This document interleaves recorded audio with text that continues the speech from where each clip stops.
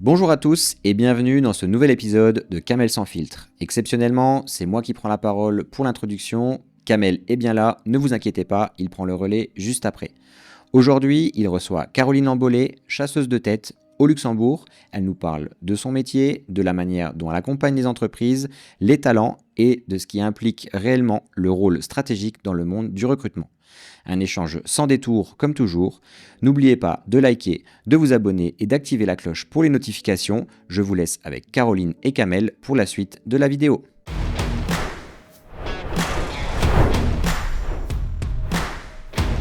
Where sustainability and social welfare are at the core of our concerns, where technological leading in Luxembourg.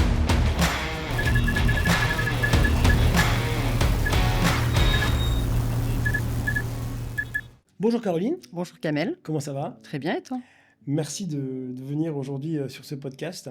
Je ne sais pas si tu connais la règle de ce podcast, mais tu as droit à une carte joker. Oui. Tu pourras l'utiliser à tout moment, mais qu'une seule fois. Ok. Est-ce que tu penses que tu vas l'utiliser? Je vais essayer de ne pas l'utiliser. Écoute, ils disent tous ça, On verra. mais je pense que je suis un peu trop gentil parce qu'il y a très peu de gens qui Personne n'a l'utilisent. utilisé. On va commencer par parler de ton métier. Comment tu décrirais à une personne ton métier, une personne qui n'y connaît rien?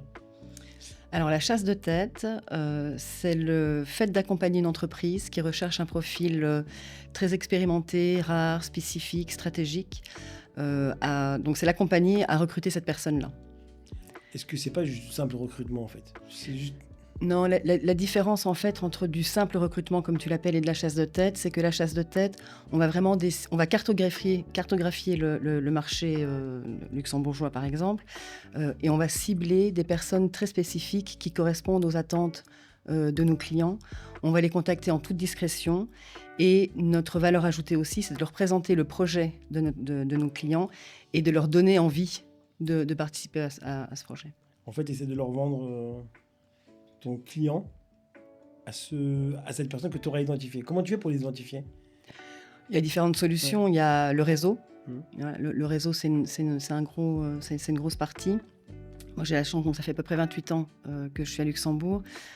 J'ai eu travaillé dans différentes entreprises dans ma carrière, donc j'ai pu construire un gros réseau de par ma carrière et puis aussi via LinkedIn, parce que j'écris beaucoup d'articles, etc. Donc j'ai un réseau à peu près de 15 000 followers sur LinkedIn et puis voilà, plusieurs milliers de contacts aussi. Donc ça me permet de travailler sur le réseau.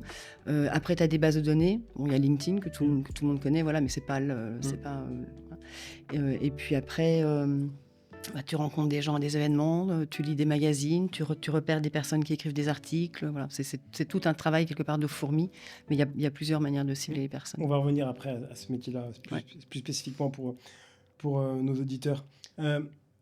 Parlons tu parles de ce que tu fais maintenant, mais de ton premier job. Quel était ton premier job quand tu étais ado Alors moi, j'ai eu la chance ou la malchance, je ne sais pas, de ne pas avoir à travailler pendant l'été, voilà, pendant mes études. Mais mon premier job, en fait, moi, je suis arrivée directement à Luxembourg et j'avais signé un CDD de 3 mois avec RTL, avec CLT Moufin, dans le recrutement. Donc, tu étais directement dans le département recrutement. Oui, directement. Comment tu avais été recrutée? J'avais été recrutée. C'était à la base pour mon stage de fin d'études. Okay. Bon, j'avais fait une école de commerce et puis après un DESS, un master 2 en RH. Et puis je leur avais envoyé une candidature spontanée pour un stage. Ils m'avaient répondu trop tardivement. J'avais déjà trouvé un stage, mais ils m'avaient dit alors dans ce cas-là, on attend que vous finissiez votre stage et on vous prend en CDD par la suite. Et le stage était où? Le stage était en France. Ok. Ouais, donc... Tu te souviens de ton premier salaire? Non. Ah, mon premier salaire, oui. Oui, mon premier salaire. Alors. À la CLT, chez RTL, non, mais après, parce que je suis restée 3 mois, et après j'ai intégré Guardian Automotive, okay. Et là je me souviens de mon premier salaire. Oui. Donc CDD, tu te souviens pas de ton premier salaire? Et chez Guardian, c'était combien? C'était 80 000 LUF. Ça représente quoi? Je sais plus. Tu sais plus? Ouais, non. Mais c'était déjà bien. Bien. Oui. Par rapport à la France, par rapport à un premier job, oui, c'était déjà bien. Et qu'est-ce que tu as fait ton premier argent? Tu t'as acheté je sais pas moi, tu as pris un crédit pour acheter un appart? Non, très sincèrement, je sais plus ce que j'ai fait avec. Tu t'as acheté des fringues? Certainement. Des chaussures, un sac, certainement. Si on regarde au quotidien aujourd'hui, quelle est la chose qui te passionne le plus dans ton travail ? Alors, c'est vraiment de comprendre le besoin de mes clients et de trouver la personne qui va exactement correspondre à ce qu'ils recherchent. Alors, au niveau technique, mais moi, je ne vais pas forcément évaluer les compétences techniques parce que je ne suis pas tech, financière, etc. Bon, en revanche, pour les postes de RH, là, oui.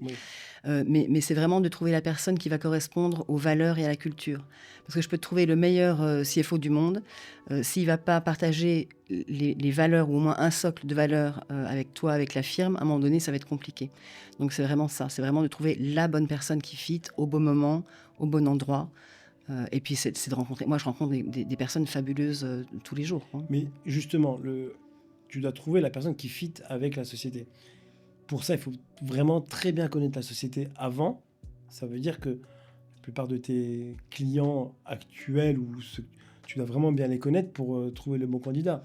Est-ce que donc, c'est des sociétés qui tu connais depuis longtemps ou comment ça marche ? Pas forcément. Alors, il y en a, oui. Ouais. Et d'autres, non, pas forcément. Mais je travaille beaucoup avec eux. Ouais. Je leur pose beaucoup de questions. Et puis, voilà. Et puis, on a quand même, à Luxembourg, c'est petit. Donc, on a quand même aussi une image de ce que sont les entreprises. Et des fois, ça peut être des fausses images. Hein, parce que tu ne penses pas que tu as certains biais ou que tu as eu des fois des moments, tiens, j'ai rencontré cette boîte, je pensais qu'elle était comme ça. Mais au final, c'est pas du tout ça. Ça arrive, oui. Moi, j'ai déjà refusé une mission, qui était pourtant une très grosse mission, mais je l'ai refusée parce que en entretien, enfin en réunion avec les dirigeants, je me suis rendu compte que le management n'était pas du tout un management ouvert, participatif, etc. Donc, je me suis dit non, je ne peux pas, parce que moi, j'estime que je ne sauve pas des vies, mais en revanche, j'estime que j'ai une grande responsabilité parce que je vais 99,9 fois sur 100 prendre des personnes, entre guillemets, qui sont très bien là où elles sont, pour aller les placer, j'aime pas le terme placer, mais bon, voilà, les placer dans une société qui ne connaissent pas. Voilà. Donc, si je sais dès le départ que ça va pas matcher, non, parce qu'en général, les personnes, bon, elles ont une famille, elles ont des crédits, c'est pas du tout, voilà, je travaille pas du tout comme ça. Donc là, effectivement, j'ai refusé la mission. Parce que c'est compliqué, effectivement, tu vas chasser des gens qui sont déjà en poste, qui ont souvent... Qui demandent rien. Qui demandent rien, parce que souvent, c'est... Généralement, quand on va chez des gens comme ça, c'est pas des gens qui cherchent proactivement, sinon ils auraient déjà trouvé, surtout à ce niveau-là. Est-ce que tu as eu déjà des ratés où tu t'es dit, mince, le mec est parti, ou la fille est partie, elle a quitté à cause de moi, à cause de moi, en tout cas je l'ai recruté, et ça n'a pas du tout matché, et au bout de quelques mois il est parti, et la personne n'a pas poursuivi sa carrière. Alors j'ai un cas comme ça, mais c'était pas à cause de moi, entre guillemets, c'est parce qu'entre le moment où la personne fitait exactement, mais entre le moment où on l'a recruté et la fin de sa période d'essai, la stratégie de la société a changé. Et donc, du coup, le poste pour lequel elle avait été engagée, c'était plus la priorité de la société. Voilà. Et donc là, dur. Même si c'est pas de ma faute, entre guillemets, voilà, c'est dur, en tout cas pour moi, c'est dur. Et pour lui, la personne t'a reparlé après oui, bien sûr, je suis toujours en contact avec, oui. Mais c'est vrai que c'est pas facile. Donc ça, on va retourner aussi à ta carrière. Donc t'es parti chez Guardian, t'es resté combien de temps ? 2 ans. Ok. Dans le recrutement toujours, département ? Non, alors là, on était 2. En fait, Guardian à l'époque, on était 400, 450, 90% en prod. Ok. Que des hommes, environnement très formateur. Voilà. Et donc à l'époque, on était 2 au RH. Il y avait un DRH et moi. Et donc là, je faisais tout. Voilà. Donc c'est bien l'admin, les salaires, les congés, le recrutement, la formation. Je recrutais tous les jours, je licenciais tous les jours, en français, en allemand. Et puis à un moment donné, ma DRH est partie. Je suis restée 6 mois toute seule. Et un nouveau DRH est arrivé.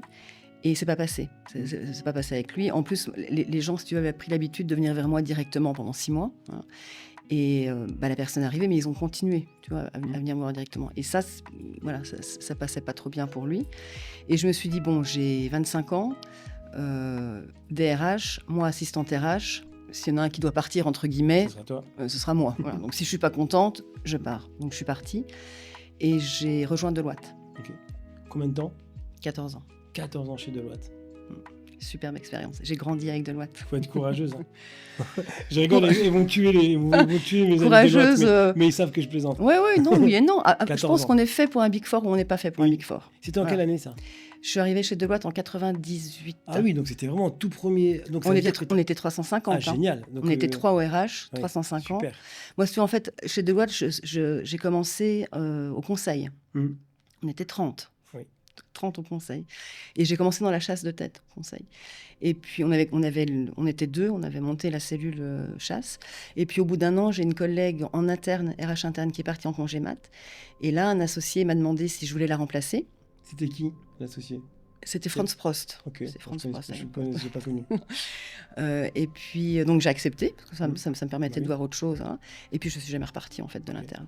Et tu es resté, tu es monté jusqu'à être DRH, Non, j'étais senior manager. senior manager Oui. chez Deloitte. Ouais. 14 ans. 14 ans. Et ensuite, Et ensuite, BDO.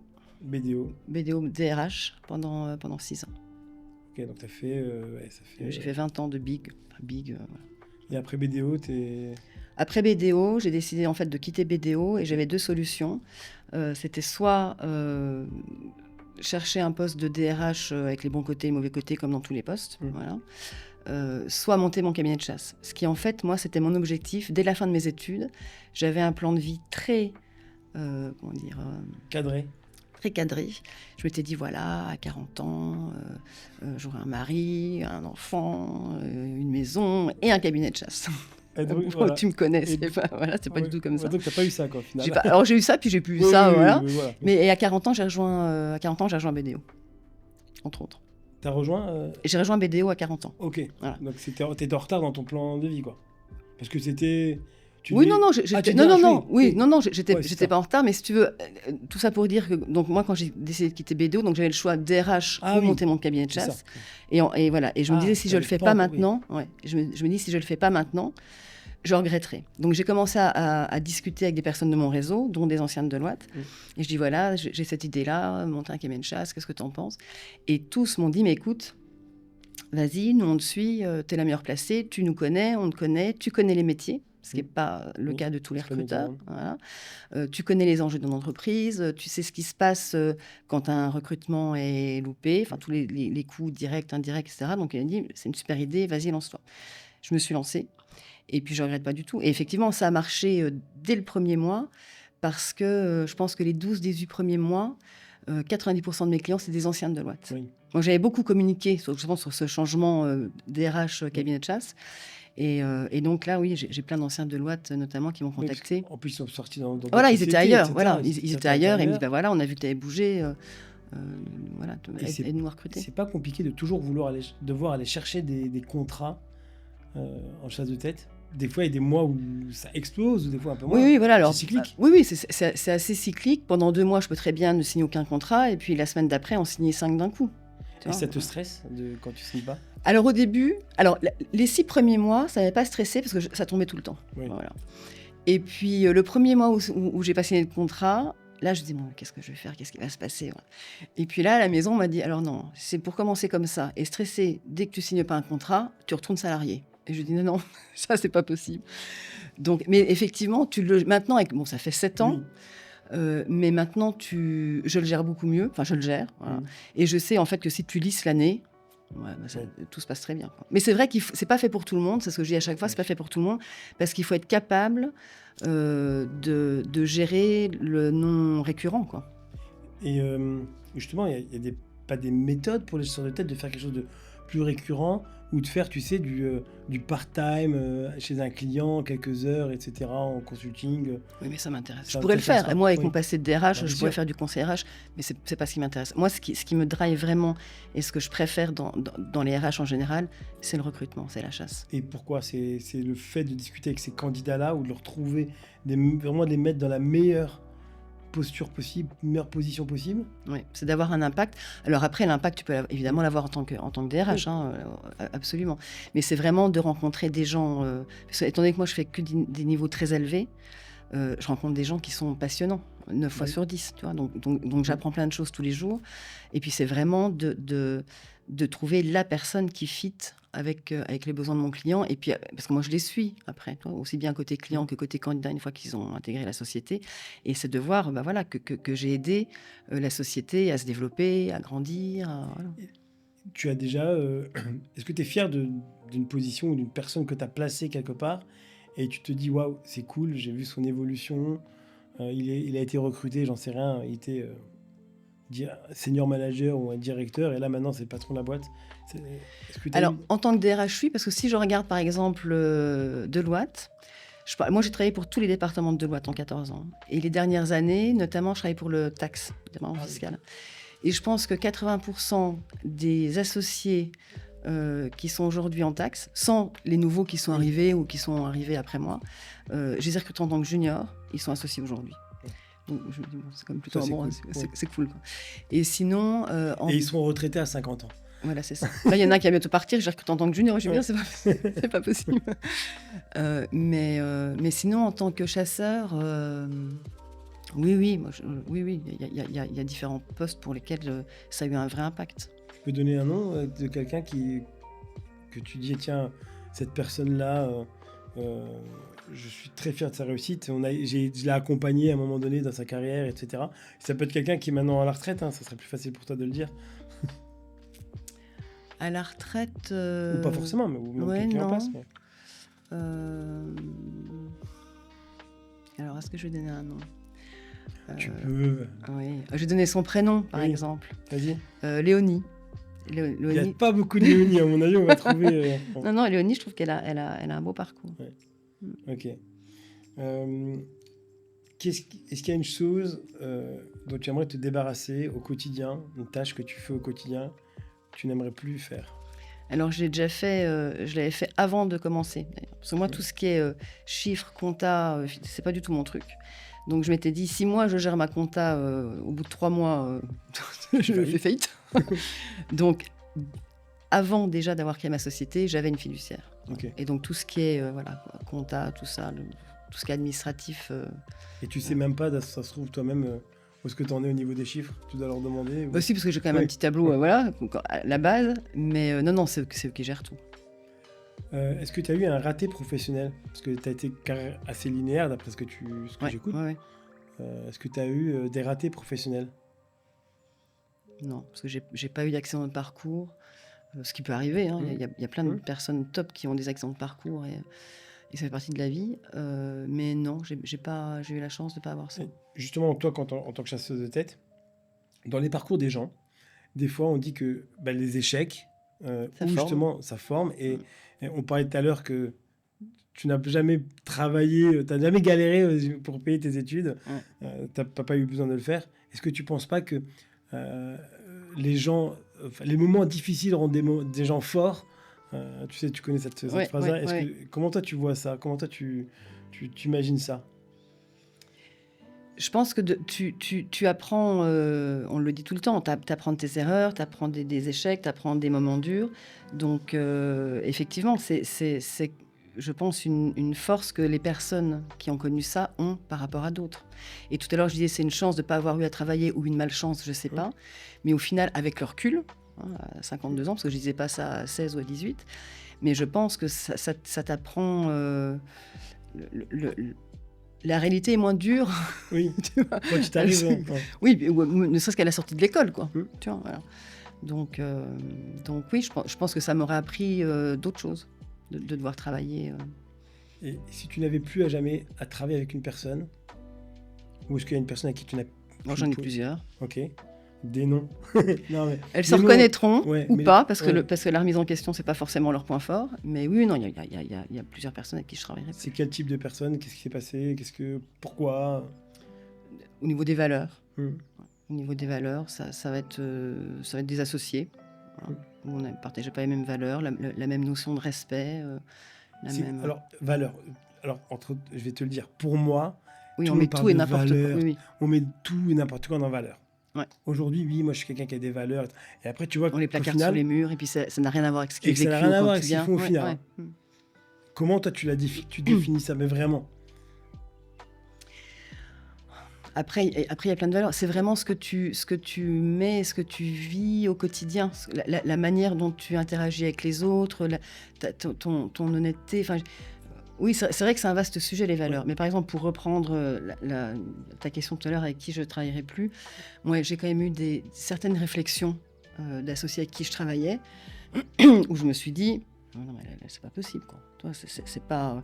Et j'ai dû mentir à des candidats parce que je pouvais pas faire autrement. Justement, ça fait partie de mes questions. Est-ce que tu as déjà dû mentir à quelqu'un, justement, pour éviter ça a dû faire de la peine? Parce que la vérité, je ne pouvais pas dire la vérité. Par exemple, j'avais à l'époque, on cherchait un profil spécifique, expérimenté, germanophone, vraiment pas facile à trouver, quoi. On le trouve, super contente. Et puis l'associé me dit oui, mais non. Mais j'ai dit comment ça, oui, mais non. Il me dit oui, non, il est obèse. Je dis et Et là, il me répond non, mais il va tomber malade plus facilement que les autres. Et je dis mais alors déjà d'où, voilà. Et puis je dis mais non, c'est pas. Il me dit non, on le prend pas. Donc tu penses bien que quand j'ai appelé le candidat, j'ai pas dit voilà. Donc je sais plus ce que j'ai dit. J'ai dû dire un truc du style niveau d'anglais insuffisant, voilà. Ouais.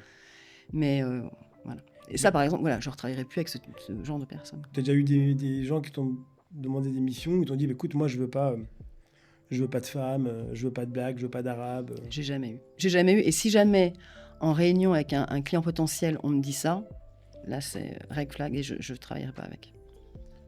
Donc, et au niveau gender balance, homme-femme, toi, tu recrutes des gens dans la finance, dans la tech, très haut niveau. Les candidates, candidats féminines, il y en a moins. Est-ce que tu te forces à chercher des fois exprès est-ce qu'il d'en avoir parce que ça donne une diversité? Comment tu fais? Alors, je me force pas, mais en tout cas, je les écarte pas, certainement pas. Donc, moi, si tu veux, je regarde pas justement homme-femme. Je regardais aux compétences et à la possibilité du fit avec mon client. Et d'ailleurs, moi, mes clients me disent à chaque fois, même sans que je leur en parle, homme-femme, oui. Ça m'intéresse. Enfin, ça m'intéresse pas. Moi, du moment, ce qui m'intéresse, c'est que la personne corresponde à ce qu'on recherche, etc. Alors, c'est sûr que quand il y a des femmes dans les candidats que je recommande, c'est pas que je les pousse plus, mais voilà, elles font partie de ma liste et je les défends quelque part au même titre qu'un homme, mais je mets quand même un peu l'emphase dessus, quoi. Parce que le client final, souvent aujourd'hui, il a besoin de diversité féminine et souvent il demande, même dans les boards on le voit actuellement, ouais. C'est très très demandé. Mais il faut faire attention à la discrimination positive aussi. Moi je suis contre ça. Oui. Justement, qu'est-ce que tu en penses, la discrimination positive? Pourquoi tu... Non, parce que si on va promouvoir une femme parce que c'est une femme, et que derrière il n'y a pas les compétences, mais c'est un cadeau empoisonné, quoi. Parce qu'après, toutes les femmes qui vont monter, tu vois, elles vont, enfin, les gens vont dire oui, mais parce que c'est une femme. Enfin, il y a plus de crédibilité. Et ça nous dessert plus que ça nous sert, si tu veux. Donc moi je suis. Alors l'histoire des quotas, je sais qu'il y en a qui disent oui, mais au moins les quotas, ça a le mérite d'exister, de forcer. Mais moi je suis pas vraiment pour les quotas. On ne devrait pas avoir besoin de quotas. Tu vois, en France, il y a une règle qui dit il faut 40% de femmes dans les boards.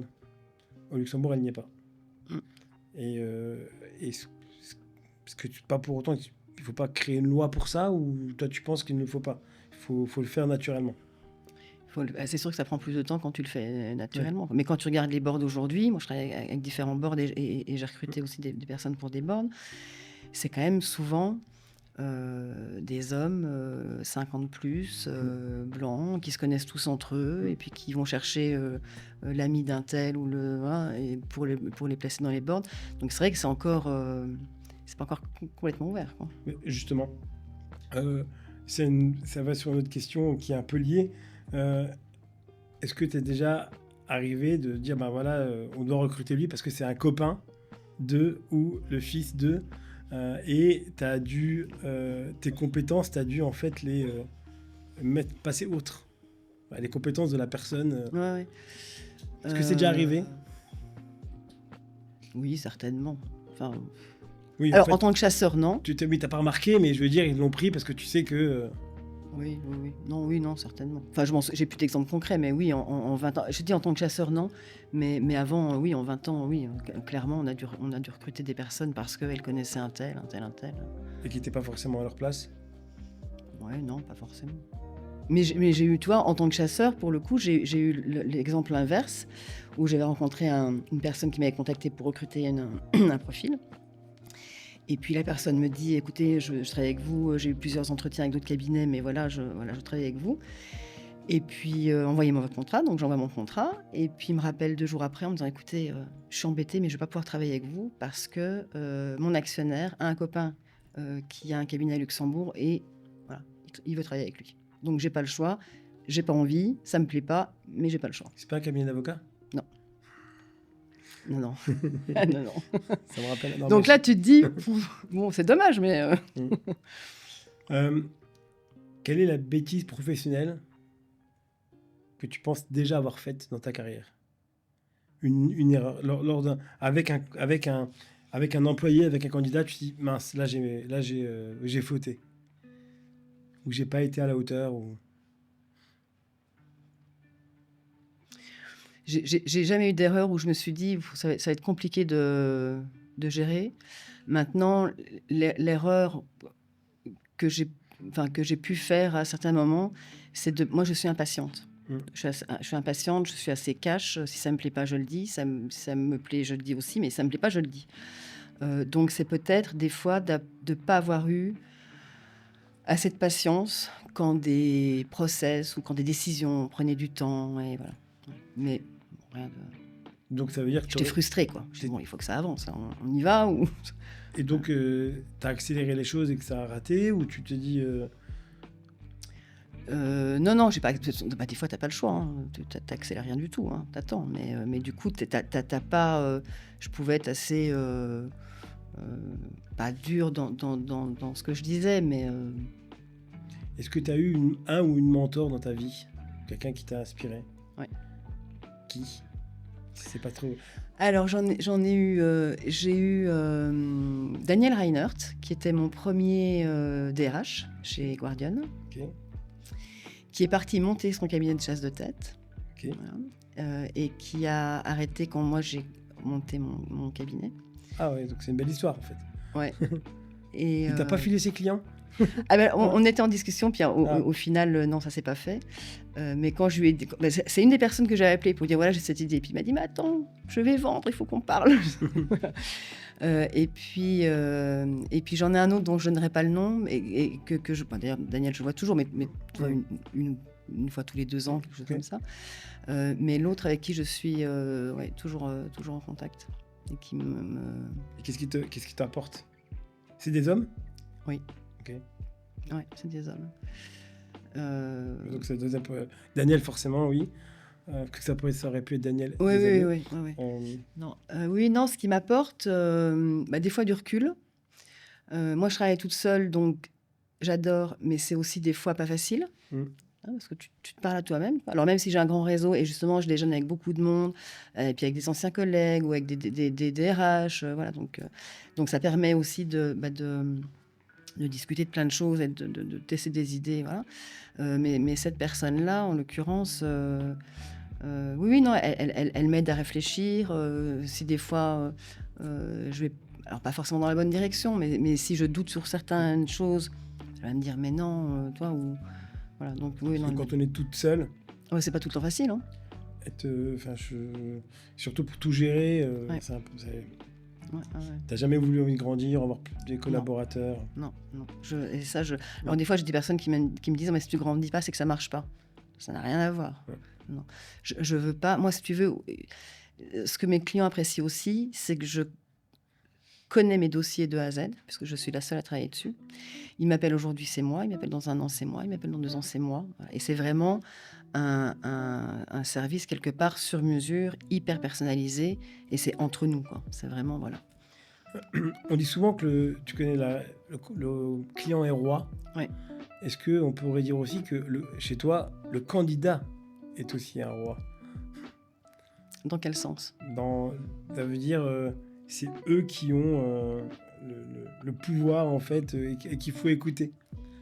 Pour toi, qui a le plus de pouvoir aujourd'hui, selon toi? Le candidat ou le client final? Le recruteur? Ouais, moi, je parle pas en termes de pouvoir. C'est pareil, des fois, on me dit le chasseur, le recruteur, enfin les personnes qui recrutent ont un sentiment de supériorité par rapport au candidat. Mais moi, je me place pas du tout dans cette approche-là, dans le sens où les deux ont besoin l'un de l'autre. Moi, en tant que recruteur, j'ai besoin de bons candidats. voilà, que ce soit en entreprise ou en tant que chasseur, pour pouvoir recruter. Et puis le candidat a aussi besoin d'un rôle qui correspond à ses ambitions, ses aspirations, son envie, ce qu'il aime faire, etc.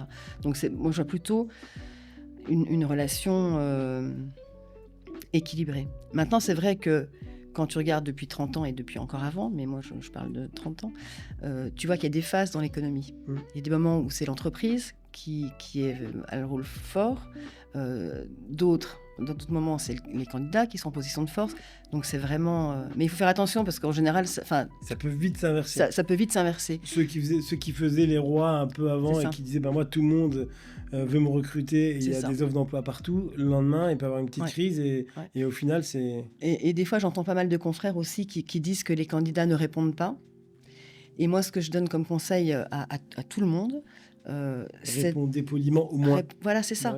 Un chasseur vous contacte, même si ça prend 30 secondes de dire bonjour, merci, je suis pas intéressé, bonne journée, au revoir. Parce que le jour où cette personne-là aura besoin d'un chasseur pour une raison X ou Y, ça peut très vite arriver. Voilà, ce qui peut très vite arriver. C'est toujours mieux d'avoir un rapport. Mais c'est aussi des convenances aussi à avoir, de politesse. J'ai envie de dire, c'est la base. C'est vrai que d'un autre côté, tu as des personnes qui sont continuellement contactées par des cabinets. Et souvent, malheureusement, pour des rôles qui n'ont rien à voir. Ouais, et c'est vrai que je comprends que ça puisse les saouler, quoi. Même moi, il y a encore pas très longtemps, j'ai reçu un mail d'un chasseur pour un poste de recruteur senior, 5 ans d'expérience. Je me dis, bon, bah... Moi aussi, j'en reçois. Je me dis, tant que j'ai des confrères comme ça va, quoi. Mais donc, je peux comprendre que certaines personnes, voilà, et puis envie de répondre. Mais bon, ça prend 30 secondes, et puis... Est-ce que tu as déjà dû travailler avec des gens que tu ne supportais pas ? Oui. T'as vu comme ça. Bah... Oui, mais bon, des fois, t'as pas de... Alors, pas en tant que chasseur, hein, parce que là, encore une fois, j'ai le luxe de choisir mes clients. Mais avant, oui. Bah, tu n'as pas le choix, hein. Tu fais...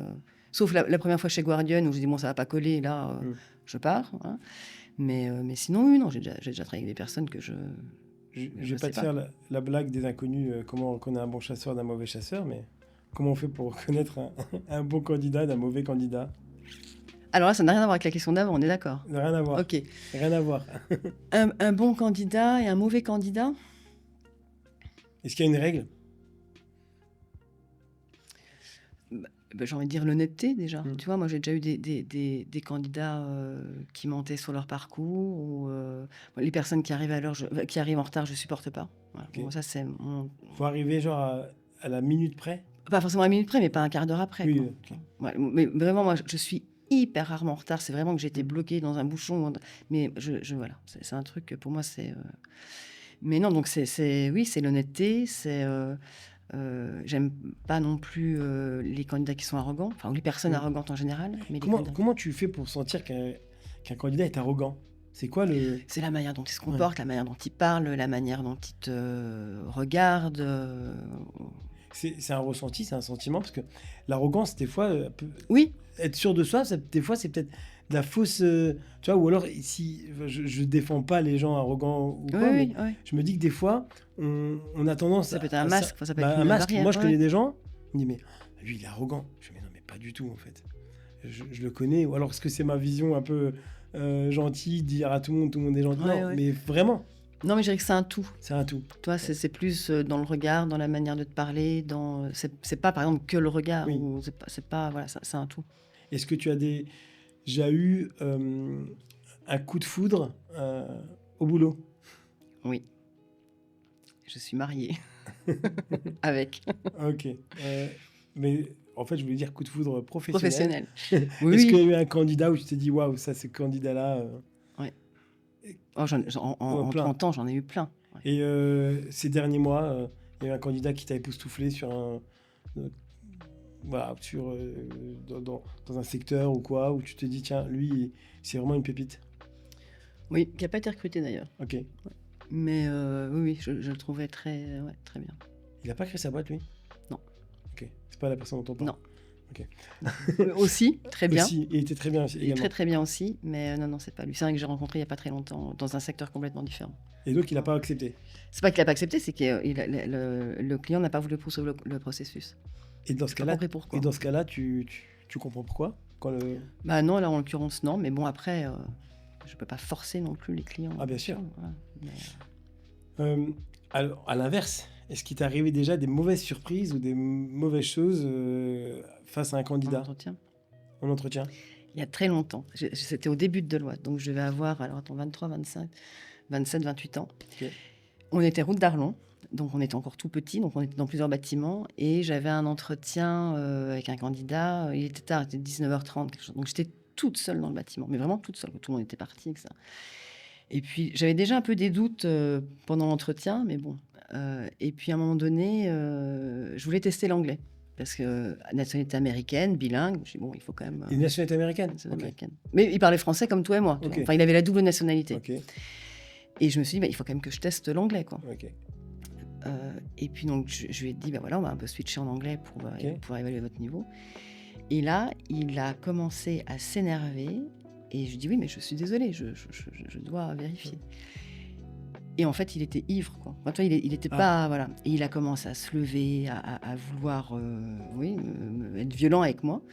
Et là, je me suis dit, je faisais pas la fière. Hein. Et là, je me suis dit, non mais, je suis toute seule. Il est 19h30. Je vais pas. Voilà. Donc, tu penses bien que j'ai dit, bon, bah d'accord, on arrête. Et puis, mais bon, voilà, il n'a pas été recruté, il a été blacklisté. Mais voilà. Mais il s'est énervé, mais j'ai vraiment eu peur. Je me suis dit, mais il va m'en coller. Tu ne te rappelles pas de son nom? Non. Ce serait marrant de savoir si ça se trouve, c'est un mec connu. Peut-être. Un mec de l'écosystème. Mais en revanche, je me souviens du nom de la première personne que j'ai recrutée chez RTL. Mon premier recrutement. Alors, c'est qui? Alors, son prénom, c'est Fred. Alors, je ne sais pas si je peux donner son nom, parce que je ne sais pas ce qu'il est devenu aujourd'hui. Okay. Mais son prénom, c'est Fred. Okay. Et je me souviens du premier recrutement que j'ai fait aussi en interne chez Deloitte, qui est un IT, qui est toujours là d'ailleurs. Un IT qui est toujours là. En support interne? En support interne, ok. Mais donc, il n'est pas passé CIO, parce que ceux qui sont CIO CTO aujourd'hui, c'est pas des... Non, c'est pas des anciens. Ouais. Ok. Donc oui, donc là c'est l'entretien où j'ai eu le plus peur, quoi, où je me suis dit ça va mal finir cette histoire. Donc il y en a eu d'autres, des hommes un peu disons un peu font de la gringue. Voilà. Ouais, oui, j'en ai eu quelques-uns. J'en ai eu un aussi qui a dit que j'avais flirté entre guillemets avec lui en entretien, alors que quand tu me connais, tu sais que c'est non. Et puis en plus, non, dans tous les cas, ça n'aurait pas été possible. Donc là, je me suis dit, bon, voilà. Et qui a été assez stupide pour le dire, d'ailleurs. Ok. Bon. Voilà, mais sinon, non. Est-ce que tu trouves que...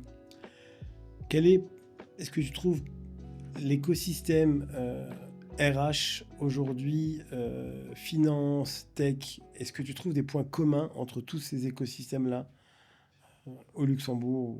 Quel est le point commun que tu trouves entre tout cela? Tu connais bien l'écosystème RH? Oui. Tu connais assez bien la finance, un peu moins la tech. Un peu moins la tech. Ouais. Est-ce qu'il y a un point commun que tu imagines entre les trois? Je pense que tout le monde a envie d'avancer, de faire avancer, voilà, d'évoluer. Ça, je pense que c'est un point commun que tout le monde a. Y a-t-il une communauté que tu préfères plus qu'une autre?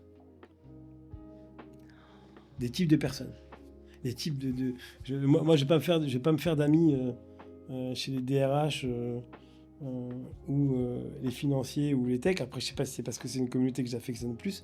Je trouve personnellement que les gens de la tech sont beaucoup plus cool, se prennent moins la tête que les financiers ou que les RH. Mais on en parlait tout à l'heure. Moi, les missions que je fais en tech, les candidats que je rencontre, ils me donnent l'impression de beaucoup plus aimer leur métier. Et c'est ce que je disais, quand ils parlent de ce qu'ils font, ils ont des étoiles dans les yeux. Ce qui n'est pas forcément le cas de toutes les autres personnes que je vois, même si elles sont très bien, j'ai l'impression qu'il n'y a pas cette même passion, voilà, cette même passion pour ce qu'ils font. Ouais. Donc les gens de la tech sont beaucoup plus passionnés. Mais j'ai l'impression. T'as l'impression. J'ai l'impression. Et aujourd'hui, on voit bien que la technologie, elle prend une ampleur immense à tous les niveaux, notamment en intelligence artificielle. Toi, est-ce que tu utilises l'IA au quotidien? Tu utilises quoi? Tous les jours. Moi, j'utilise beaucoup de chat. J'utilise beaucoup Midjourney. Ok. Pour faire tes coms, etc. Alors, j'utilise pour des traductions, par exemple. J'utilise Chat pour arrondir certains mails que j'envoie qui pourraient être un peu trop bruts de temps en temps. Midjourney, quand je rédige mes articles, avant j'achetais des photos sur Shutterstock ou voilà. Maintenant je crée mes photos, enfin mes images. Donc ça j'utilise tout le temps aussi. Et puis j'utilise Chat beaucoup dans la vie de tous les jours. Maintenant je passe quasiment plus pour un Google. Tu vois, je pose ma question à Chat et j'ai ma réponse, quoi. Ou alors pour organiser des voyages ou pour n'importe quoi. C'est ultra polluant pour la planète apparemment. Ouais, je sais.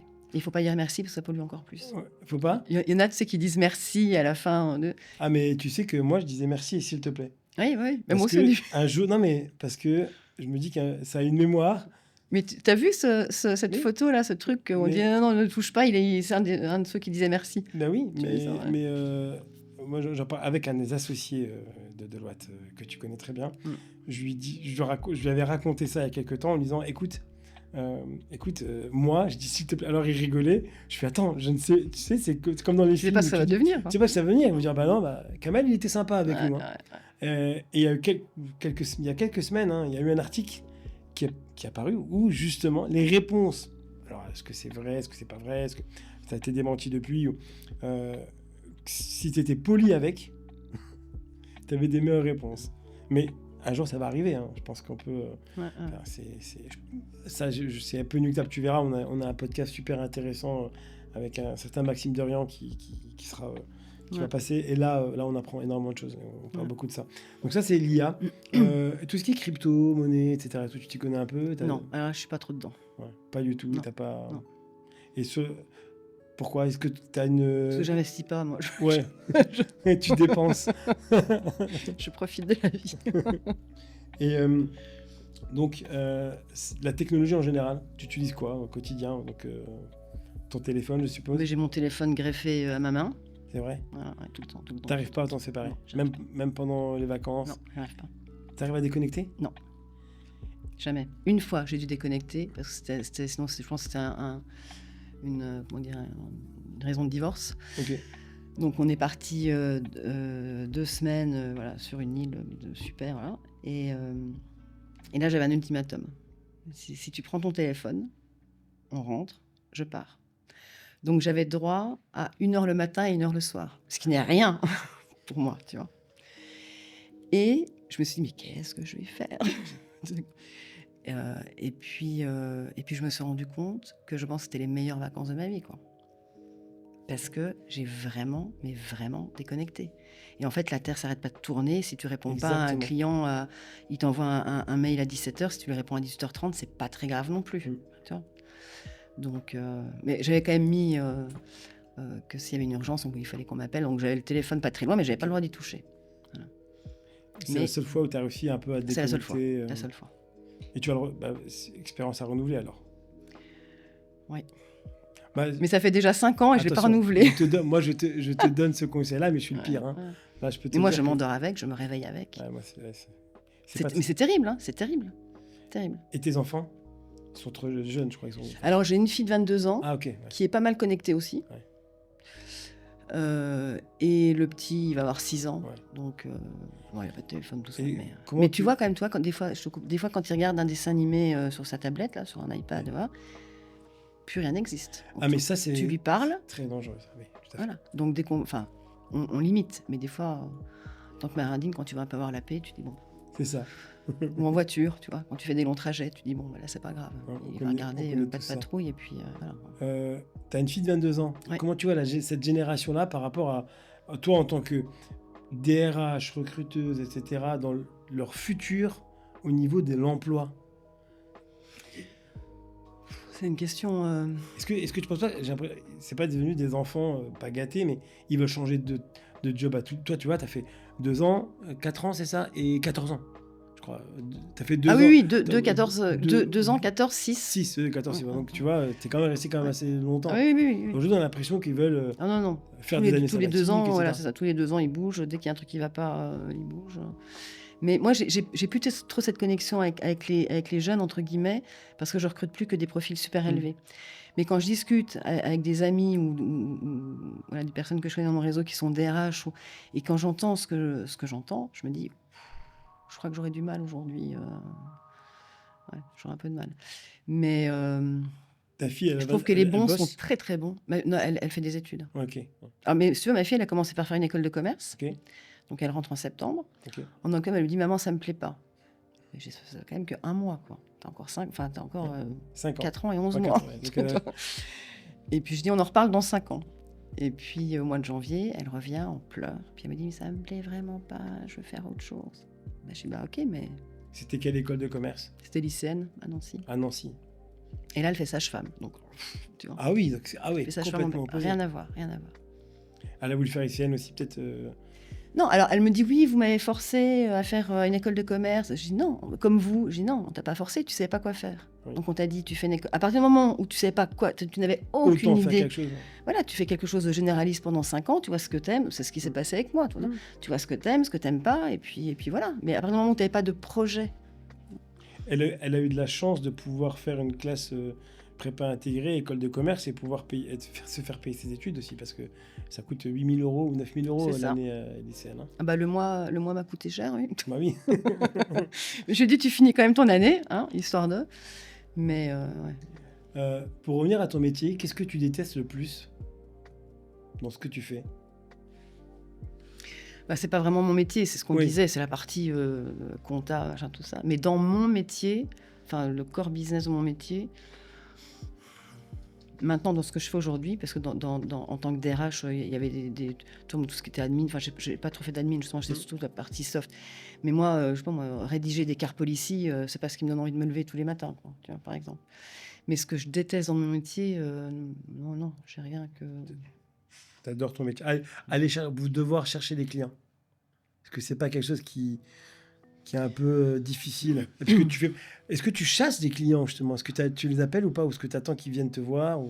Moi, j'ai la chance d'avoir des clients qui me contactent directement. Tu vois. Ouais, par bouche à oreille. 90% du temps, c'est par bouche à oreille. Mais c'est vrai que dans les moments, tu sais, on disait des fois, il y a des hauts, il y a des creux. Tu te dis Dans la période de creux, je dis, faudrait peut-être que que tu t'y mettes. que je m'y mette. Et puis, mais moi, en fait, si tu veux, la partie commerciale, entre guillemets, je la fais pas comme ça. Moi, je suis pas du style à appeler en cold calling un client. Non, je suis pas comme ça. Mais en revanche, ce que je fais, c'est que j'entretiens mon réseau beaucoup. Donc, j'appelle, je vais déjeuner, je vais dîner, je les vois à des événements, voilà. Et je reste toujours, et puis j'écris beaucoup sur LinkedIn, Oui. tu vois. Donc je reste quand même visible, connecté. voilà. Quel conseil tu peux donner à... Tu as dit tout à l'heure, tu as dit honnêteté. Quel conseil tu peux donner à un candidat pour être chassé, mais quel conseil tu peux donner pour qu'il ait un super CV ou qu'il puisse bien se mettre en avant, pour qu'il puisse être vu par toi sur les réseaux? Quelqu'un qui poste beaucoup sur LinkedIn, etc. Peut-être que... Ça dépend ce qu'il poste aussi. Ça dépend ce qu'il poste.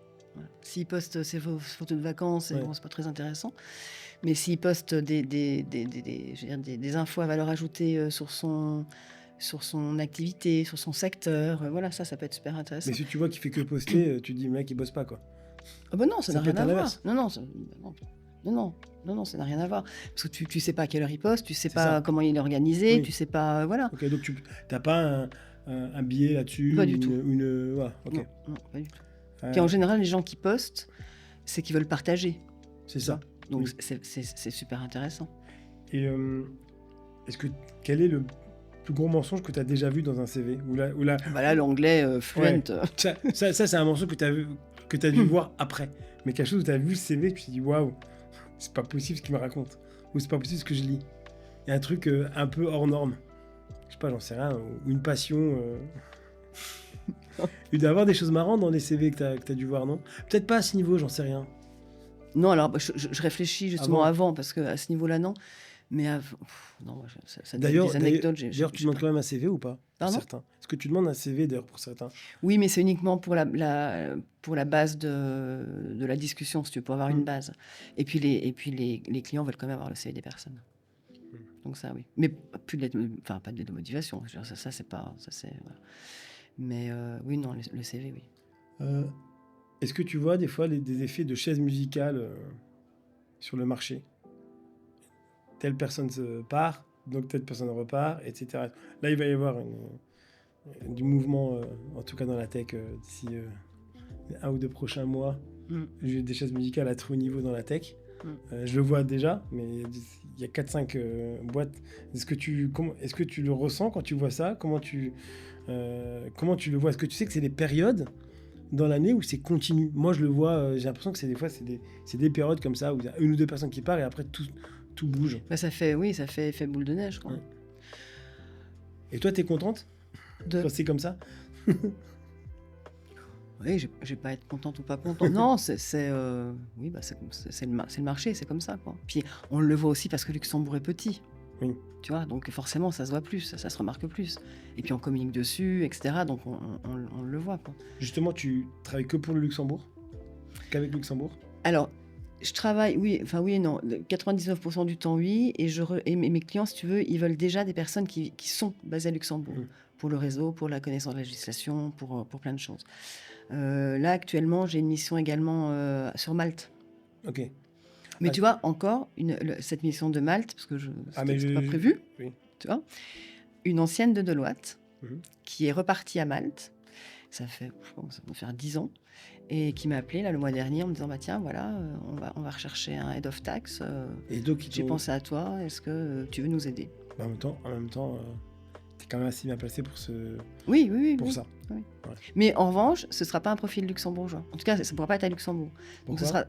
Parce qu'ils n'ont pas d'entité à Luxembourg. Ok. Donc mais c'est quelqu'un qui peut aller. Ah oui, qui peut être... Oui. Ouais. Et t'as été parti à Malte? T'es parti à Malte? Non. Mais tu On vas y n'a fait aller? que des Teams. Mais je vais... Tu devrais y pour aller, l'intégration... Mais écoutez, je suis désolé, je dois venir. Je dois sentir les valeurs de votre société, etc. Je dois voir vos bureaux. Est-ce que tu as comment tu fais pour maintenir en fait les bonnes relations avec tes clients, tes partenaires? Est-ce que tu as un truc que tu fais quotidiennement, que tu te forces à faire? Alors, comme je disais, moi, je ne suis pas une commerciale qui va appeler avant. Mais en revanche, j'entretiens d'excellentes relations avec mes clients. Une fois qu'on travaille ensemble, etc., moi je communique beaucoup. Je prends des nouvelles, même longtemps après la mission, on va déjeuner ensemble, toi. Et c'est en plus sans aucun... Ah non, non, parce que... Ouais. Parce qu'en plus, en général, si tu veux, moi, j'ai pas vraiment de... Sauf peut-être mais qui est relativement récent, mais c'est pas du récurrent. Moi, je travaille beaucoup avec des petites entités. Tu vois, je travaille beaucoup avec des family office, donc ils sont pas beaucoup à Luxembourg. Une fois que tu as recruté le CEO, une fois que tu as recruté le CFO, c'est fini, quoi. Donc oui, non. Est-ce que tu as déjà une personne avec qui tu aurais rêvé de travailler? En tant que chasseur? En tant que chasseur ou en tant que même de DRH? Aujourd'hui, on te dit, tiens, il y a une boîte, là, j'aimerais vraiment bosser avec eux. Alors, c'est pas pareil. La boîte ou la personne? Bah, les deux. La société, non, pas forcément. Parce que tout à l'heure, on parlait d'employer branding. Et tu peux avoir une image externe de la société, puis ça correspond pas du tout à l'interne. Donc, non. Puis moi, c'est plus au feeling avec les personnes. Donc, je vais pas dire, voilà, je travaille avec telle société. Et en termes de personnes, quand j'étais membre du jury pour le Top 100, là, Paper Jam, j'ai découvert plusieurs personnes, dont Julie Becker. Ouais. Exceptionnelle. On est d'accord. Ouais. Donc, très, très chouette personne.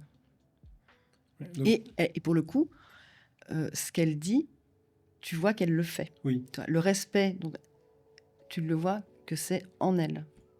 Ah oui, et c'est transmissible, même et tu dans le vois, l'énergie. la manière dont elle se comporte avec tout le monde, du bas en haut, tu le vois. Et dans l'énergie, au quotidien. Donc Julie Becker, si un jour elle cherche un DRH, non, pas... Et Christophe qui est là-bas, qui est très bien. Non, en plus, elle va nous écouter. Non. C'était une très belle rencontre. Et justement, ça s'est passé comment, ce jury? Tu avais découvert énormément de profils. Pour toi, oui, on en avait 1000. Enfin, même, on avait 1200 profils là, au début. C'était une très, très belle expérience. Ouais. Ouais. Et on a vraiment réussi à créer parce qu'au départ, on était un groupe de personnes. Oui. Et on a vraiment su créer une chouette équipe. On a super bien travaillé ensemble. C'était dur, c'était long. Parce que tout le monde pensait, et moi la première, quelque part, Oui, en disant, bah oui. c'est un peu fait comme ça. Oui. Ah, mais alors, pas du tout. Hein, pas du tout. Et on s'est tous dit à la fin, on savait que ça allait être compliqué, on savait que ça allait être long, mais pas à ce point. Mais vous êtes content de la liste au Ouais. final? Vous étiez contents? Ouais. Tous d'accord sur la liste? Ouais. Ok. Bon, alors après, t'as un peu des débats, voilà. Oui. Mais non. Au Yeah. final, on est tous contents dans la Il y avait des débats sur moi de pas y être. Mais c'est ça, c'est ce qui s'est passé en réunion. Non, c'est une blague, c'est une blague. Mais t'as vu, t'y es? Oui, je sais. Ouais, mais justement, moi j'étais surpris d'y être. Mais peut-être qu'il y en a parmi eux il y en a qui me connaissaient pas. Donc, mais après, tout le monde ne connaissait pas tout le monde non plus. Exactement. Quoi. Oui. On pouvait pas. Moi, il y a des personnes je connaissais pas. Julie, il y a des personnes qu'elle connaissait pas. Donc c'est ça aussi, parce que ce qui était bien, c'est qu'on était vraiment. Toi, c'était vraiment un groupe qui venait de secteurs différents, de raisons très différentes. homogène. Voilà. D'ailleurs, vos speeches, vos discours, j'ai adoré. Hein. Ouais. Avant, pour présenter les top 10, c'était. Tout à l'heure, quand tu parlais de se sentir à la hauteur. Oui. Tu vois, moi, je me suis jamais dit, je me sens pas à la hauteur de faire quelque chose. Oui. En revanche, je peux me dire, oh, là, ça va être un peu chaud. Oui. Mais d'un autre côté, ça te permet de te dépasser. Ça te donne une certaine pression qui est bien aussi parce que tu restes exigeante envers toi-même. Ça te permet aussi de ne pas te reposer sur la facilité. Et là, présenter un des lauréats devant 1200 personnes, je fais pas ça tous les jours. Quoi. C'était qui que tu présentais? C'était Michel Reckinger. Oui, ça aussi, c'était quand même un sacré personnage. Ouais. Mais si tu ne devais plus faire de RH dans ta vie, recrutement, RH, parce que si je te dis, si tu dis arrêter le recrutement, tu vas me dire je vais faire des RH. Qu'est-ce que tu ferais comme métier? Agricultrice Je travaillerais dans quoi? C'est une bonne question, ça. Je travaillerais dans quoi? Pas dans la finance. Ouais. Non, je pense que sans parler d'argent, hein, oui. Je pense que je créerais des événements. Ok. J'adore ça. Quand j'étais chez Deloitte, j'organisais tous les team building du tax, etc. J'adore ça. J'adore organiser, j'adore chercher des endroits, j'adore décorer avec event manager, quoi, en fait. Oui, voilà. Wedding manager. Tu pourrais venir... Je viendrais bosser avec toi. Si tu devais supprimer une entreprise tech de la planète, ce serait laquelle? Tech de la planète.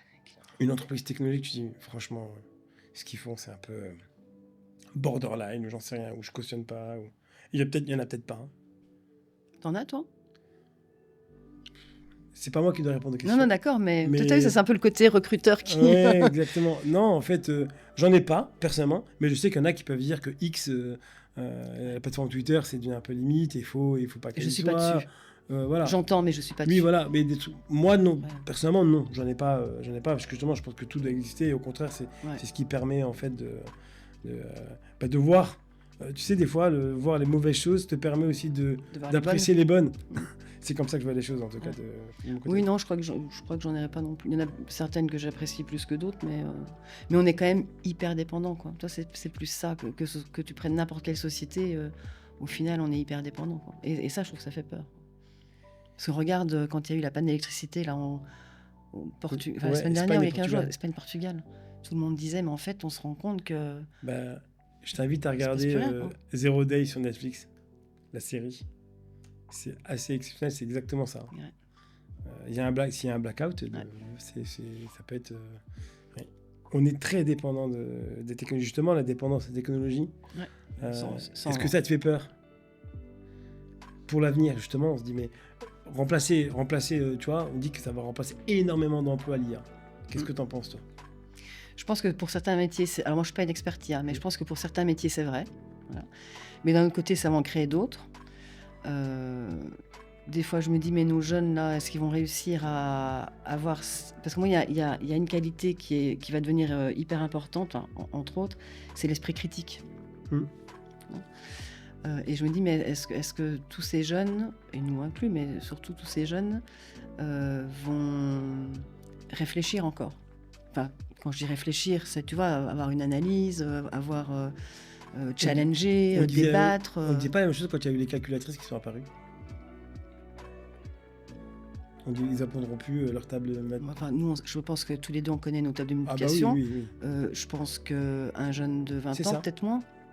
En Ouais. tout cas, ça vient pas comme ça. Tu penses? Je sais pas. Je ferai le test avec ma fille. Bah, ce mon fils, soir. il les connaît. Et quel âge il a? 8 ans. Oui, mais il est en plein dedans. Oui, il est en plein dedans. Mais il les apprend. Ouais. Enfin, Oui, Je oui. pense que c'est pas pour autant. Et il me connaît aussi de ChatGPT. Ouais. Mais regarde les fautes d'orthographe. Moi, j'hallucine quand je vois le nombre de fautes d'orthographe que je reçois dans les lettres, quoi, ou dans les mails. Je dis, mais c'est pas possible. C'est pas possible. Ah oui, quand tu reçois. Oui, ça c'est.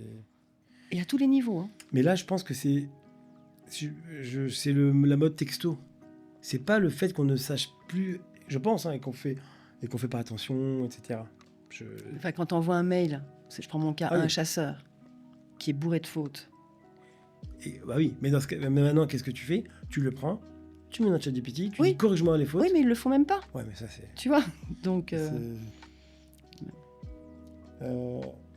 Quelle est pour toi la plus grande faiblesse cachée de ton parcours? La plus grande faiblesse cachée de mon Bah, parcours. voilà, ta plus grande pas cachée ou pas, mais pour toi, quelle est ta plus grande faiblesse dans ton parcours professionnel? Tu t'es dit, tiens, Bah, les chiffres quand même. Le Ouais. côté finance. Ouais. si tu les avais, je pense que tu serais meilleur. Je serais pas meilleure, mais non, meilleure, parce que je n'ai pas forcément besoin, Oui. toi, pour mon job. Mais ou même en tant que DRH. Toi, Non, ça toi, m'aurait oui, ça m'aurait c'est ça. servi. Bah oui. Ça m'aurait beaucoup, enfin, ça m'aurait servi, voilà, clairement. Mais ça, moi, je suis allergique à tout ce qui est chiffres, maths, enfin voilà. Et quand je suis arrivée en école de commerce, je m'étais dit bon, la compta, c'est pas les maths, on va y aller. Hein. Et t'étais pas forte. C'est pas ça. Enfin, ouais, c'est de ma faute aussi, mais dans le sens où tu vois, en premier cours de compta, je m'étais mise au premier rang. Je me dis bon, j'attaque fort. Et puis notre prof nous demande à tour de rôle de quel bac on vient. Moi, j'avais fait un bac littéraire. Et t'avais que des S. Et quand j'ai dit que j'avais fait A2, il m'a dit bon, bah, vous, c'est pas la peine, vous comprendrez rien. Ah. Alors, c'est de ma faute parce que j'aurais dû me dire, mais. Tu dis ça? Voilà, pourquoi tu dis ça, je t'écoute pas, je vais bosser. Mhm. Et là, je me suis dit bon, Ok. voilà. Donc, Si lui aussi croit ça. Voilà, si lui aussi croit ça. Mais c'est vrai que ça m'a déjà. Alors, moi, j'ai la force de savoir très bien m'entourer. Je délègue bien, je m'entoure très bien. Moi, j'ai eu des super équipes. Donc, dans mes équipes, j'avais forcément des personnes qui étaient fortes au niveau Oui. finance, chiffres. Donc, mais c'est vrai que moi, ça m'aurait aidé. Si dans 5 ans, tu regardes ta carrière en arrière, qu'est-ce que tu serais fier de ce que tu as fait? Tu te projettes dans 5 ans, tu te dis waouh, je suis quand même assez fier de ce que j'ai fait. Oui, non, je pense que je serais complètement fière de ce que j'ai fait. Parce que c'est quand même pas. Il y a beaucoup de personnes qui disent je vais arrêter, je vais démissionner, je vais monter mon entreprise. Il n'y en a pas tant que ça. Enfin, il y en a beaucoup qui le font, mais tout le monde ne le fait pas. De durer aussi, parce que c'est facile de monter une boîte, mais il faut la faire durer. Et puis, et puis encore une fois, l'impact d'avoir mis du sens dans les rencontres entre candidats, et qui à la base ne sont pas des candidats, c'est juste des personnes que tu contactes qui ne sont pas candidats. Elles deviennent candidates quand elles te disent ok, je suis intéressée, on continue le process. Et puis des clients, quoi. Quand tu étais jeune, quand tu étais ado, tu voulais faire quoi comme métier? Alors ma grand-mère disait que je pourrais être gardienne de prison. Ok. Pourquoi? Parce que je peux avoir tendance à être assez froide et assez distante. C'est ta grand-mère qui te disait ça, incroyable. Ok. Gentil, hein. Tu faisais pas la bise, tu n'étais pas câline Je avec sais elle. pas. Non, mais tu sais, Ouais. Ouais. si je veux, je peux être assez. Ouais. Voilà. Ok. Mais c'est plus, je pense, une forme de timidité. Ok. C'est vrai que moi, si tu me colles dans un cocktail de 1000 personnes, je vais pas être celle qui va voir toi, tout le monde. C'est plus de la timidité. Moi non plus. Hein. Un peu plus que moi, quand Non, même. Aller voir des gens comme ça, spontanément, c'est pas donné à tout le monde. Ah non, Très non, compliqué. ça m'est pas donné, moi. Non. Si tu connais pas quelqu'un, etc. et tout, Ouais. tu repars très vite. Hein. Ouais. Donc c'est pour ça qu'elle disait Ouais. voilà, tu étais assez Ouais. froide, mais c'est pas. Mais après, une fois qu'on me connaît, Bah oui. Voilà. Mais j'ai quand même encore, tu vois, des fois, il y a des personnes qui me disent... Oui, Non, mais c'est ta grand-mère qui disait que tu peux faire gardien de oui, prison. c'est ma grand-mère qui disait... Mais non, mais ce que toi je veux dire... Ouais. Alors moi, je voulais être soit juge, soit psy. Puis Ok. au final, Bah, RH, T'es un peu des deux. c'est un peu des deux, quoi. Parce Ouais, que ouais. Je suis pas très loin. tu juges tu fais Ouais. la qualité de quelqu'un Ouais, ouais, et t'es psy parce que tu les écoutes, quoi. Ouais, donc je suis pas très loin. T'es pas très loin. Je mixe les deux. Et qu'est-ce que tu dirais à la Caroline, ado, aujourd'hui, comme conseil? Qu'est-ce que tu te donnerais comme conseil? Bosse l'été, Même si t'en as pas besoin. même si on n'a pas besoin, bosse l'été. Mais non, attends, t'avais de l'argent de poche, t'avais tout ce que tu voulais, tu te disais pas. Ouais, ça c'est cool ça. et j'ai fait la même erreur avec ma fille, tu vois. Je me suis dit, Ah. moi, j'ai pas eu besoin de bosser, donc je me sentirais mal de lui demander de bosser alors Ouais. qu'elle a pas besoin. Et je me rends compte que c'est pas une bonne idée. On en Et je fait- pense que pour le petit, je vais pas refaire l'erreur. Ouais. Parce qu'on on en fait des enfants gâtés. Et ta fille, elle se dit. C'est peut-être pour ça qu'elle s'est dit, oh, une école de commerce de 9 000 euros, c'est rien. Elle a pas la valeur de l'argent. Oui. Enfin, mais Donc revenons-en à ouais, Caroline ado. revenons-en ado. Je dirais. Un conseil. Reste toi-même, tu réussiras. Oui, non. En travail, enfin, bosse, tu réussiras. Il n'y a pas de miracle non plus. Mm. Hein. Et puis surtout de faire ce qui me plaît. Voilà, de faire ce qui me plaît. Et aujourd'hui, tu fais ce que Et tu veux. aujourd'hui, je fais que ce qui me plaît. Et de travailler avec des gens avec qui j'ai envie de travailler. Et justement, qu'est-ce que tu fais à part le boulot, à l'extérieur du sport, des activités, une passion? Est-ce qu'il y a un truc... Je suis pas mal prise quand même, parce qu'un petit de 6 ans, ça te prend pas mal de temps. Oui. J'écoute beaucoup de podcasts, j'écoute beaucoup Ok. de bouquins. J'ai plus trop... Alors, je sais pas si j'ai pas le temps de lire, c'est une excuse, mais en tout cas, je lis plus, Mm. mais j'écoute des livres. Lequel que tu trouves le plus intéressant? De tout. Alors, j'écoute surtout des trucs business. Ouais. Puis de temps en temps, j'écoute des livres qui n'ont rien à voir. Ok. Tu vois. Et puis, sport, je courais. Mm. J'ai fait le Strongman Run avec BDO d'ailleurs. Ah, ok. Je courais, mais j'ai eu des problèmes aux pieds, au dos, etc. Donc, je ne pouvais plus. Donc, ça fait 3 ans. Ok. Et donc là, ça fait 3 ans que je me dis, c'est bon, maintenant, je peux y retourner. Donc j'attaque, je vais rattaquer, là. Ouais, on se dit tout ça. Non, mais je vais rattaquer. Non, mais je vais rattaquer, vraiment. Parce que ça me manque. Tu vois, moi, de courir, moi, j'adore courir parce que c'est mon moment à moi. Oui. Tu vois, je pars, il n'y a personne pour venir m'enquiquiner. Enfin, voilà, c'est mon moment à moi. Et voilà. Que dirait ton entourage de toi? Alors, ton entourage professionnel, Mm. d'abord, et ensuite ton entourage personnel. Qu'est-ce qu'il dirait de toi si tu n'étais pas dans cette pièce? En tout cas, ce que j'aimerais qu'ils disent, Oui. c'est que je suis intègre, pro, qui peuvent y aller les yeux fermés, que je ne vends pas du rêve et que je vends du concret, tu vois, du résultat. Voilà. Et que j'écoute et que je comprends ce dont ils ont besoin et que je leur propose des candidats qui correspondent exactement, voilà, à ce qu'ils recherchent. Et au niveau perso, l'écoute. Mm. Moi, j'ai plein de copains, dès qu'il y a un truc qui ne va pas, voilà, ils m'appellent. L'écoute. Est-ce que tu aimerais aussi facile à vivre. l'écoute, mais à l'inverse, est-ce que tu aimerais aussi des fois que plus partager et que les gens t'écoutent plus? Est-ce que tu as aussi des gens... Parce que à l'inverse, toi, tu écoutes beaucoup les candidats. C'est toujours comme ça, on est toujours celle de la personne qui écoute, qui encaisse tous les trucs. Mais de l'autre côté, on n'a pas ça en inverse parce qu'on n'est pas comme ça. Ou est-ce que toi... Si, moi j'ai des personnes comme ça. Des personnes comme ça. Ouais. Pour qui tu vas... Qui m'écoutent aussi. Qui t'écoutent aussi. Donc, et ça te soulage et ça t'aide. Et tu dors bien? Je dors super bien. C'est Déjà, vrai? je bois plus. Ok. Depuis quasiment 3 ans. Plus une goutte? Plus une goutte. Bon, Oui. 3 coupes de chambre par Oui, an. c'est ça. J'appelle pas ça boire. Oui. Je bois plus depuis 3 ans et je vois la différence. Et non, moi je dors bien. Moi j'ai pas de problème avec ça. Quel est le plus gros secret que tu as caché dans ta vie? Est-ce que tu en as un? Pro, je suppose. Oui, pro. Le plus gros secret pro. Bah oui, alors après, il y a des recrutements confidentiels parce Oui. qu'une personne va se faire licencier. Oui. Ça, oui, voilà. Et ça t'embête des fois, tu dis, ouais, c'est quelqu'un qui se fait licencier, tu te dis, c'est con qu'il se fasse licencier, mais bon. Bah, Ouais. quelque part, j'y peux rien. Enfin, quand Oui. je dis j'y peux rien, je peux pas, tu vois. T'as jamais essayé de. T'as jamais dit, mais tiens, pourquoi tu voulais le licencier alors qu'il est bien? J'en sais rien, peut-être que des fois. Alors, quand tu es chasseur, c'est pas pareil, parce que quand tu es chasseur, tu connais pas la personne. Ah oui. Tu vois, voilà.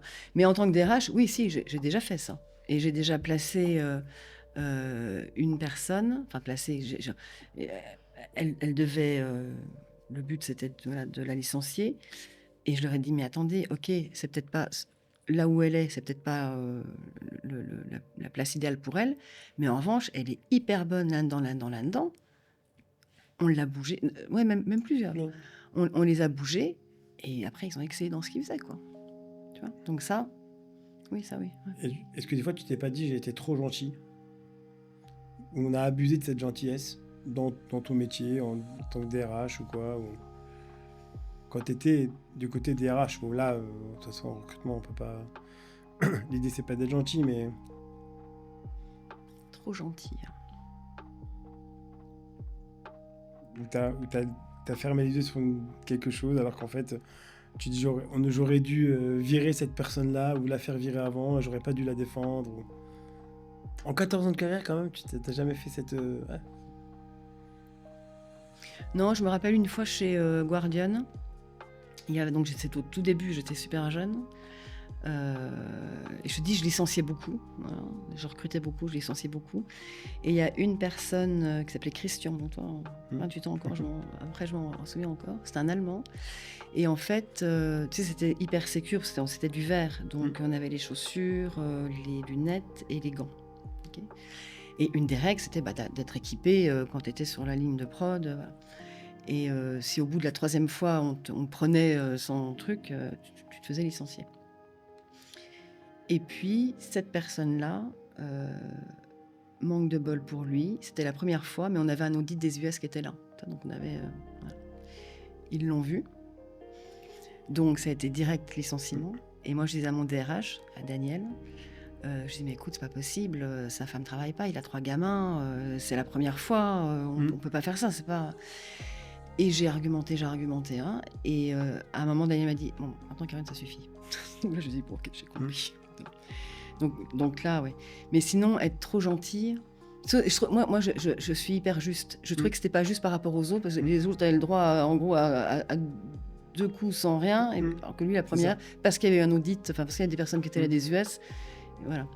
Mais sinon, non, trop gentil... Est-ce que tu penses, dans ce cas-là, que dans ce métier, être trop gentil, c'est une force ou une faiblesse?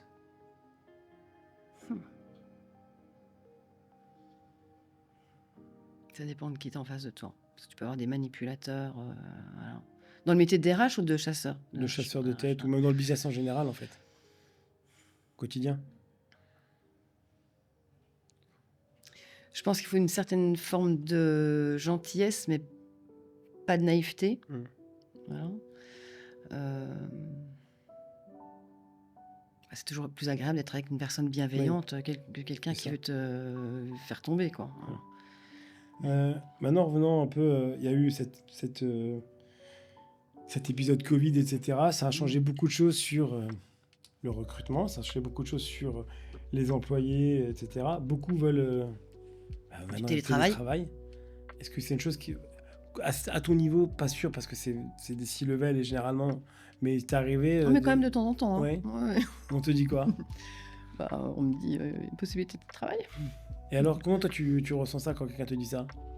Est-ce que tu penses que c'est normal ou que c'est devenu une normalité, ou est-ce que tu penses que c'est un peu abusé, ou est-ce que tu dis mais non, c'est logique, c'est dans le sens de l'histoire?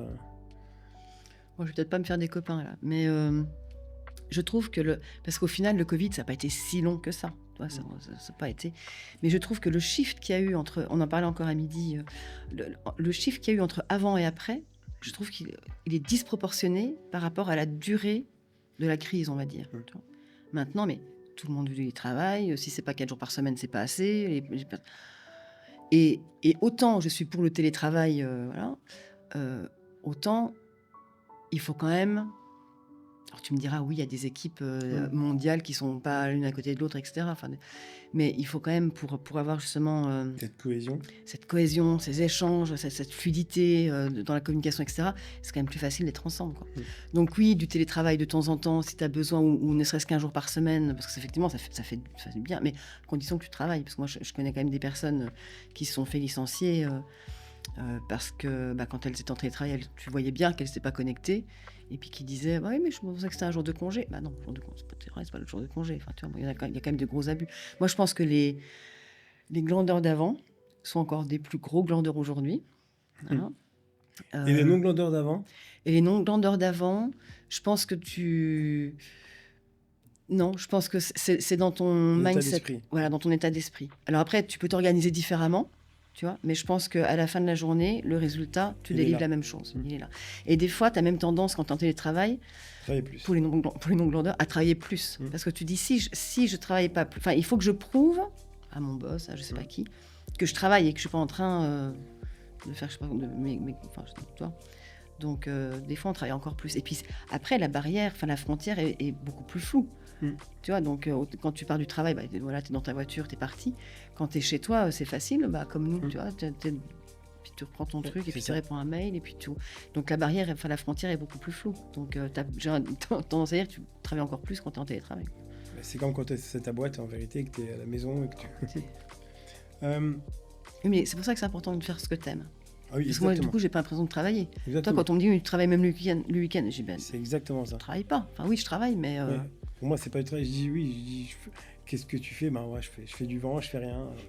Alors qu'en fait, on travaille beaucoup, mais c'est juste comme on s'éclate, on a l'impression de pas bosser. Donc 2 dernières questions. Il y a une histoire particulière te concernant qui t'est arrivée lors d'une formation d'un précédent employeur. Est-ce que tu peux m'expliquer Ouais, en fait, j'étais chez Deloitte et on avait des séminaires de formation. En l'occurrence, moi, c'était sur le leadership. Et tu avais plein de bureaux de Deloitte, c'est pour le grade de senior manager. Et donc, tu avais plein de collaborateurs de Deloitte du monde entier qui se retrouvaient. Donc, on était à Athènes pour une formation sur le leadership pendant une semaine. Et donc, je devais aller à cette formation-là. Et puis, à un moment donné, ma DRH me dit non, finalement, tu n'y vas plus. Et je me suis battue, je ne sais pas pourquoi, pour y aller. Je me suis dit, il faut absolument que j'y aille. Et puis, en fait, donc voilà, on arrive à Athènes. C'est parce que tu voulais aller à Athènes ? C'est parce que je voulais aller à Athènes, voilà. Tu t'es dit vacances. Même pas, dans les cas-là, tu es dans un hôtel, tu vois pas le jour, quoi. Okay. Et en fait, voilà, le cours commence. Donc, on était 400, donc si on est par groupe. Le cours commence, et puis au bout de 5 minutes, il y a une personne, un participant qui rentre dans la salle. Et là, je regarde cette personne, et coup de foudre. Voilà. Et donc, voilà, aujourd'hui, je suis mariée avec. Et tu as un enfant. Et j'ai un deuxième enfant. Oui, j'ai un enfant avec. Ok. Et là, mélanger travail et boulot, parce que cette personne travaillait aussi pour Deloitte. Stockholm. Ouais, ok. Stockholm. Donc, et au final, après, il y a eu transfert sur Luxembourg. Ah ouais, elle est venue exprès, cette personne, au Luxembourg. Ouais. C'est pas toi qui es parti à Stockholm. Et je pouvais pas, donc j'avais une fille qui avait un père qui s'en occupe très bien, donc c'était pas gérable, quoi. Et du coup, ça a changé ta vie en 10 secondes. En 2 secondes. Mais c'est marrant parce que... c'était réciproque ou pas Tu sais pas Non, parce qu'on en a déjà parlé quand même, parce que c'était tellement... intense. La personne rentrait, puis je me dis... Voilà. Ouais. C'est comme si j'avais reconnu, quoi. Ouais. Et on en a parlé, et puis sur le coup, elle m'a dit... Oh non. Et puis en fait, quand tu parles avec elle, tu te rends compte. Alors lundi, tu es habillé comme ça, mardi. Tu vois, donc la personne savait tout, quoi. Ça, c'était l'avant-dernière. Maintenant, la dernière question. Qui aimerais-tu que j'invite dans mon prochain épisode à ta place ? Est-ce qu'il y a une personne, tu dis, tiens... Et bien alors peut-être Julie Becker, si c'était pas prévu, si... Alors, c'était dans mes plans, je l'ai pas encore invitée. D'accord. Elle sait pas encore que je vais l'inviter. Ok. Donc Julie, si tu acceptes, tu as l'invitation. Ouais, Et c'est Caroline qui le dit, donc tu peux plus refuser. Merci beaucoup, Caroline. Merci à toi, Kamel. C'était très sympa. Plaisir partagé.